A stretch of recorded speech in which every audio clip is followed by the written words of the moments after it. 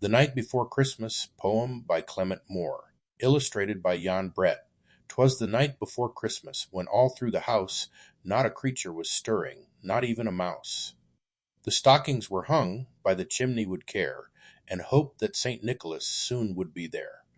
The children were nestled, all snug in their beds, while visions of sugar plums danced in their heads. Mamma in her kerchief, and I in my cap, had just settled down for a long winter's nap. When out on the lawn there arose such a clatter, I sprang from my bed to see what was the matter. Away to the window I flew like a flash, tore open the shutters, and threw up the sash. The moon on the breast of the new fallen snow gave a lustre of midday to objects below, when what to my wondering eyes should appear but a miniature sleigh and 8 tiny reindeer with a little old driver, so lively and quick.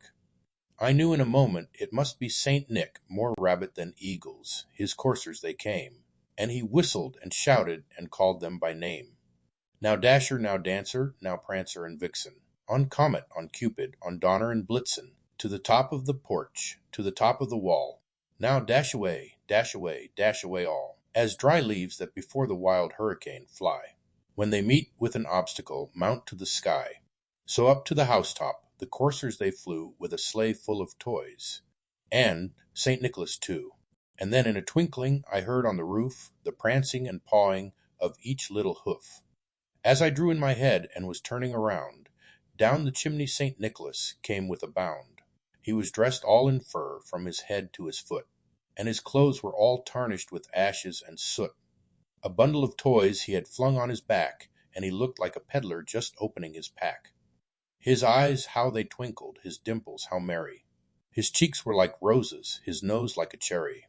His droll little mouth was drawn up like a bow, and the beard on his chin was as white as the snow. The stump of a pipe he held tight in his teeth, and the smoke had encircled his head like a wreath. He had a broad face and a little round belly that shook when he laughed like a bowl full of jelly. He was chubby and plump, a right jolly old elf, and I laughed when I saw him. In spite of myself, a wink of his eye and the twist of his head soon gave me to know I had nothing to dread.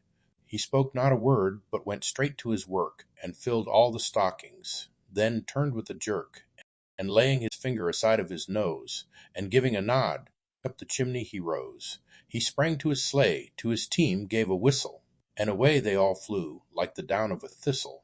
But I heard him exclaim, ere he drove out of sight, Merry Christmas to all, and to all good night.